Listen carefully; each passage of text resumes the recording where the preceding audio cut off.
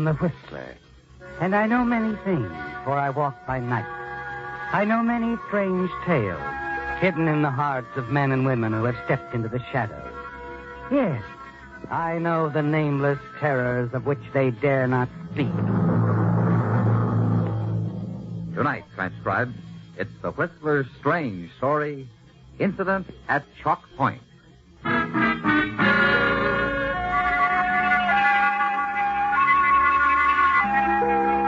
Chalk Point is a tiny strip of land that extends into the Pacific, and at land's end stands Yeager House, a large and gloomy old structure built at the turn of the century, barely visible now in the swirling mist, the heavy fog that clings to the coast of Northern California. And in that fog, strolling casually along the beach, Kay Fallon, young, attractive, a polo coat wrapped tightly around her, shutting out the chill of the evening. And then suddenly she stops and peers ahead into the gray shadows. A man. Yes, the figure of a man walking in from the sea, moving through the fog towards you, Kay. And then he staggers and falls on the beach. What's wrong? Are you hurt? Ship. Went down. A shipwreck? Well, when did it happen? Where? Up the coast. We hit the rocks. What ship were you on? Schooner. Star of Shanghai. My ship. She's gone. All hands gone. Take me to the house. My house up there on the point. Your house? Gotta get back. Get back home.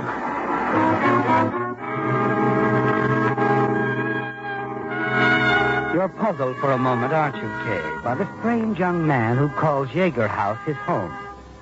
You've been employed by the owner, Mrs. Yeager, as her secretary companion for over a year now. And you've never seen him there before, nor has Mrs. Yeager ever mentioned it. He's confused, isn't he, Kay? Yes, that's it. The shock of the wreck. And so you help him along the beach into the house. You leave him sitting in the chair by the fireplace in the study, and then hurry down the path to the caretaker's cottage. Dave. Dave. Why, Miss Kay, what's wrong? There's been a shipwreck. I found one of the survivors down on the beach a few minutes ago. You better get a doctor and notify the authorities. Sure thing. When this happened? Well, I don't know for certain. The man seemed dazed. He did say it was his ship, a schooner, the Star of Shanghai. The Star of... Well, what's the matter? You sure he said Star of Shanghai? Well, yes, of course. What's wrong? Well, that was the name of Captain Yeager's ship, miss. The Star of Shanghai. A schooner. She went down over 25 years ago. All hands lost.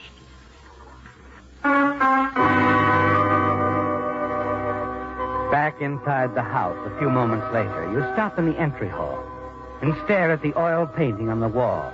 A painting of a three-masted schooner, Captain Yeager's ship, the Star of Shanghai. An uneasy feeling begins to creep over you, doesn't it, Kay? Yes. And then suddenly you're aware of a buzzer ringing close by. It's Mrs. Yeager. You hurry upstairs to her room and find her, as usual, propped up in bed, a book resting in her lap. I've been ringing for quite some time, my dear. I'm sorry, Mrs. Yeager. That's all right, Kay. If you'll be kind enough to bring me my hot milk now. Right away, Mrs. Yeager. Kay? Yes? Is something wrong? Why, well, no. You seem disturbed. Oh, no, it's nothing, really. There is something on your mind.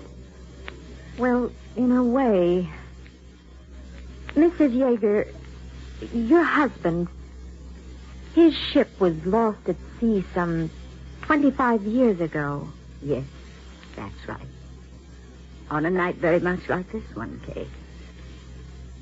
strange you should ask about it now. Oh, for some reason he's been in my thoughts all evening. It's the fog, I suppose. The horns and all. Where was the ship lost? Not far from here, up the coast. My life ended that night, my dear. I was very much in love with my husband. Have you never seen a photograph of him? No, I never have. The album there, dear. Hand it to me, will you? Here you are, Mrs. Yeager. Thank you, my dear. Here. The captain. This photograph was taken shortly after we were married. Look, Kay. Wasn't he handsome? You take the album, and your hand begins to tremble as you stare at the faded photograph. You can't believe what you see, can you, Kay? The man in the photograph is the image of the man you found on the beach just a few minutes ago. Why, Kay, what is the matter, my dear? Nothing. Nothing at all, Mrs. Yeager.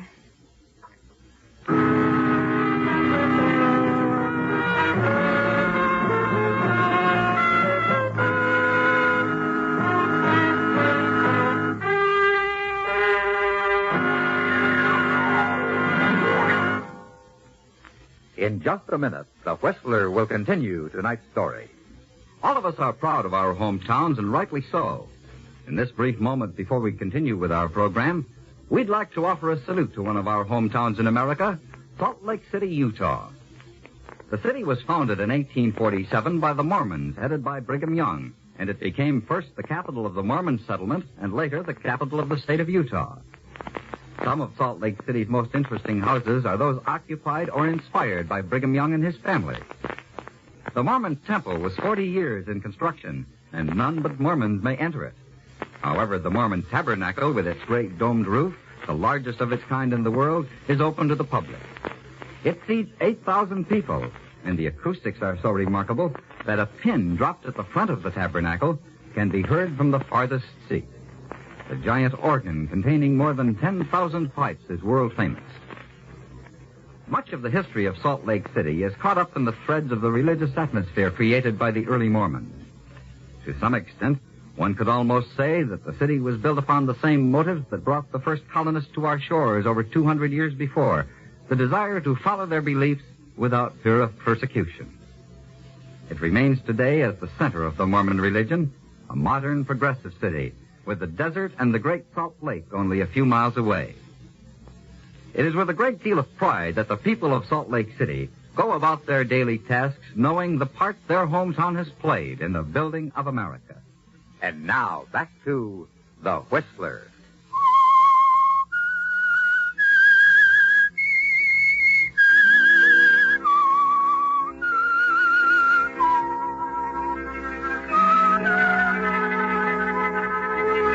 It was a shock, wasn't it, Kay? Discovering the photograph in the album.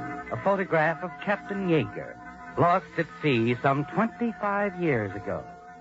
And yet you're certain it's the same man you found on the beach off Chalk Point just a few minutes ago, very much alive. A man who seemed dazed, spoke of the wreck of a ship named Star of Shanghai, the same as Captain Yeager's old ship. You leave Mrs. Yeager in her room and hurry downstairs. Doorbell. Here's the doc, Miss Kay. He brought the sheriff with him. Oh, yes. Come in, Dr. Henderson, Sheriff. Evening, Miss Fallon. Now, where is this young man? In there, Doctor, the study. We'll take a look at him. I'll go with you, Doc. Miss Fallon, old Dave was telling me you said this man mentioned the Star of Shanghai. Yes, that's right, Sheriff. That was the name of Captain Yeager's ship. Went down 25 years ago. So I understand. Did this man say when the wreck happened? Well, he said something about being in the water for hours and hours. I see. Funny, We usually get a call from the Coast Guard when there's a shipwreck. And you didn't? Oh, Miss Kay, Yes, Doctor. the young man. You sure you left him in here? Why, of course, isn't he?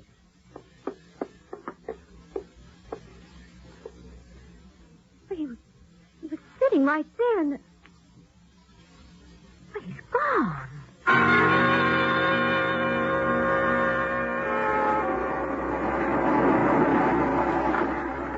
I can't understand it.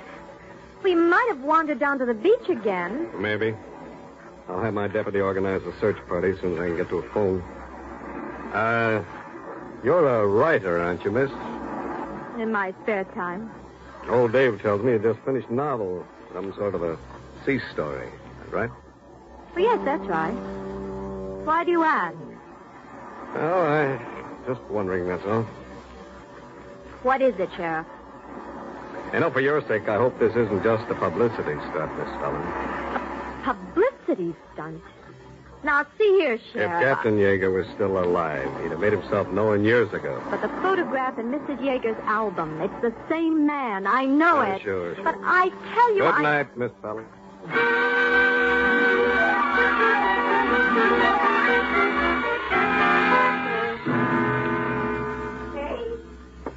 Hey. Oh, Mrs. Yeager, what is it? What's wrong? Oh, my dear, I had dozed off. Had the strangest dream that the captain had come back. What? It was so real. He was standing here by my bed, looking down at me.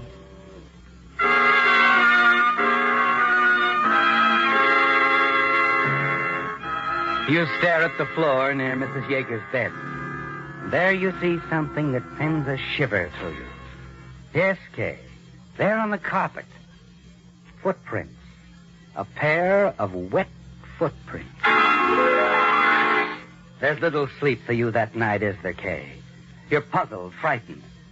The following afternoon, you drive into the village, determined to get at the bottom of this mystery. No, Miss Fallon, we couldn't find any trace of the man. I see, Sheriff. Oh, checked with the Coast Guard, too. They don't know anything about a shipwreck. The only schooner called the Star of Shanghai they ever heard of went down 25 years ago.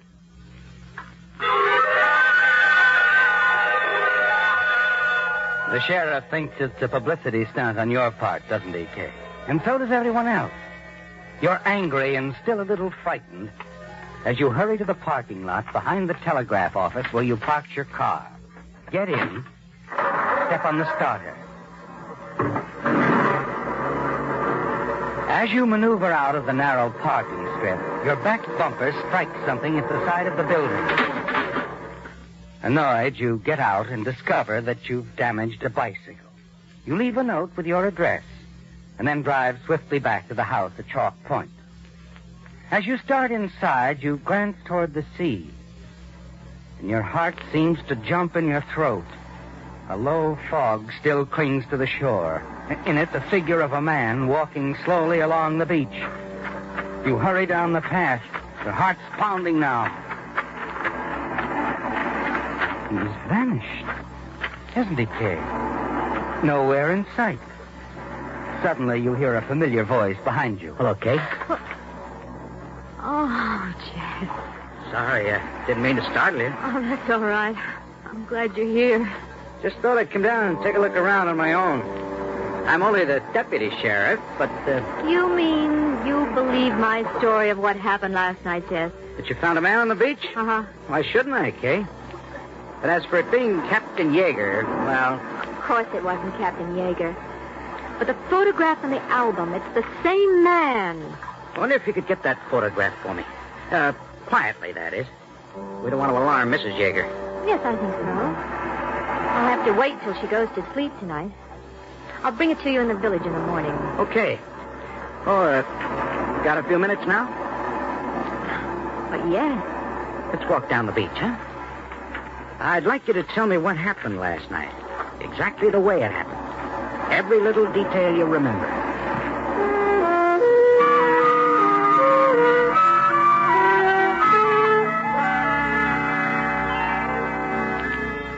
At last, Kay, you found someone, a young deputy sheriff, a man you feel certain you can trust, who will listen to you and believe you. That night, you wait in your room for Mrs. Yeager to go to sleep. And you glance casually through the San Francisco paper you bought at the village. And then suddenly, something you see on one of the inside pages startles you. A photograph of a man. Carl Tasson, reported gangster shot in gun battle with San Francisco police. The one-time underworld czar who had re-entered the United States illegally was slain. Yes, come in. Evening, Miss Kay. Oh, Dave, what is it? I just saw Mrs. Yeager. Yes. She won't be wanting her hot milk tonight. All right, Dave, thank you. Guess I'll go straight to bed. Good idea. Dave. Yes? Nothing. Never mind. Good night, Miss Kay.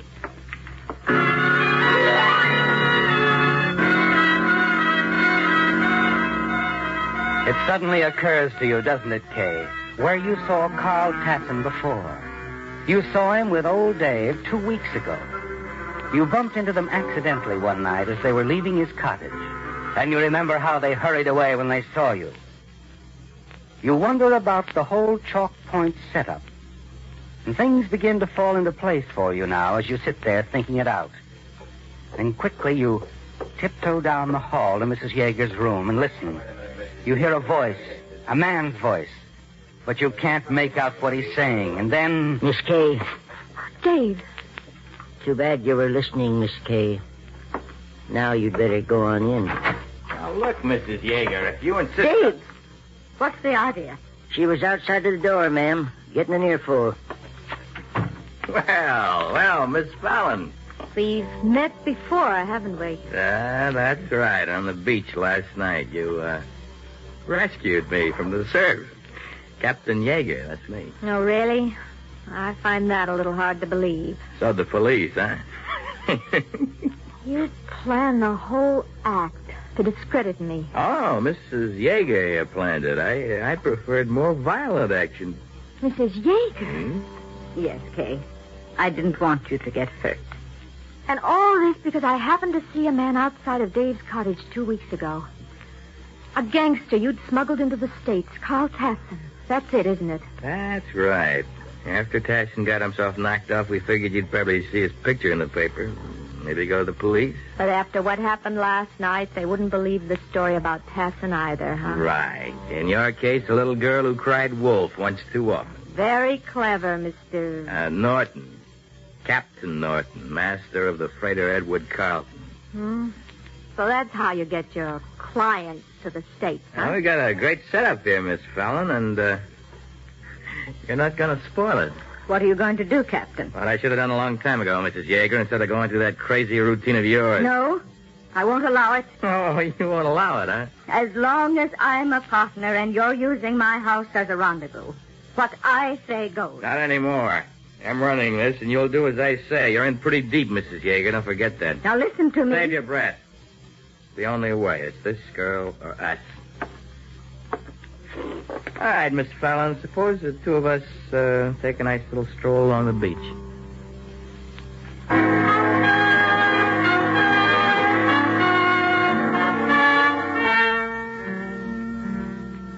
He's going to kill you, isn't he, Kay? Yes, because you know too much. As you walk through the downstairs hall, you glance at the clock. A few minutes after 9. You move out of the house, Captain Norton right behind you, the gun in his hand. And the two of you go down the path to the beach.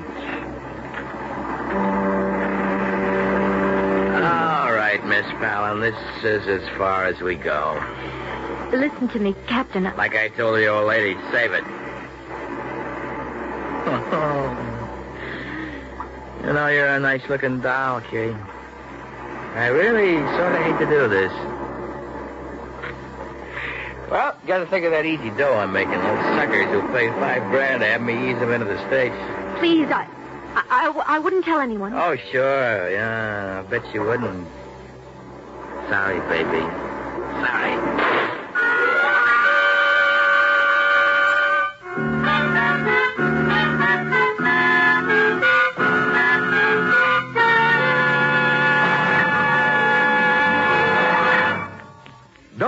half right, use USAFI. For example, if you're interested in furniture building, do you know the difference between softwood and hardwood? Would you say the only difference is in the nature of the wood? No, that's only half right. Brush up on your botany. Tell your I&E officer you want to study with the United States Armed Forces Institute, USAFI. It's easy. It's simple. If you don't want to be half right, use USAFI. And now back to The Whistler.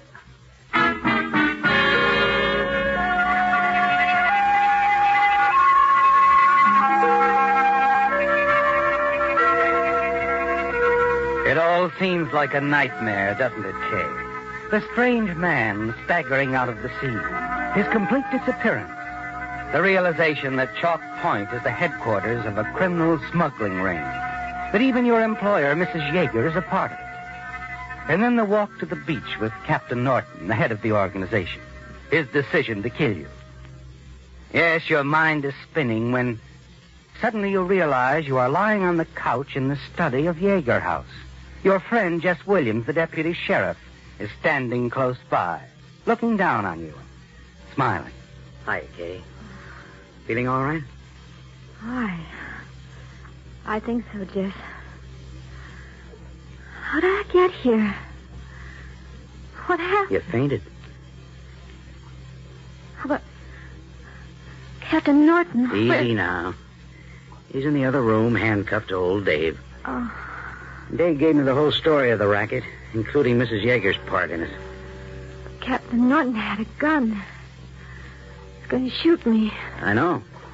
I spotted the two of you when you left the house. When I saw he had you covered with a gun, I followed. Looks like I fired just in time. You saved my life, Jess.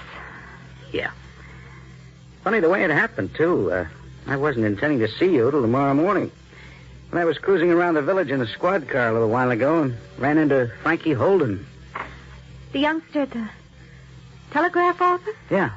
He had a telegram to deliver out this way, and his bicycle was broken, so I gave him a lift. Oh, you mean... I mean a certain hit-and-run artist named Kay Fallon smashed Frankie's bicycle. Oh. Left a very thoughtful note on it. It's lucky you did, too.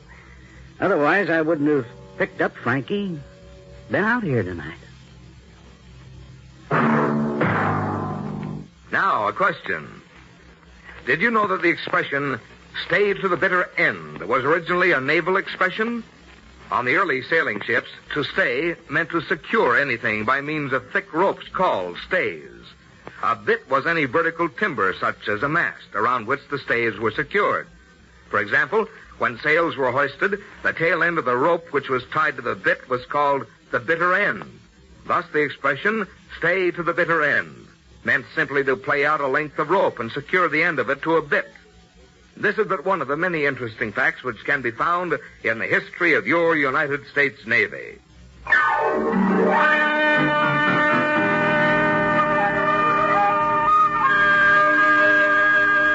Featured in tonight's transcribed story were Bill Foreman as the Whistler, Gene Bates, Lamont Johnson, Fred Howard, Vivi Janis, Jack Moyles, and Bill Boucher. The Whistler, directed by Gordon T. Hughes with music by Wilbur Hatch, is produced by Joel Malone and transmitted overseas by the Armed Forces Radio Service. This evening's story was by Adrian Jandot. The Whistler was entirely fictional, and all characters portrayed on The Whistler are also fictional. Any similarities of names or resemblances to persons, living or dead, is purely coincidental. This is George Walsh speaking and reminding you to listen again next week for another strange tale by The Whistler.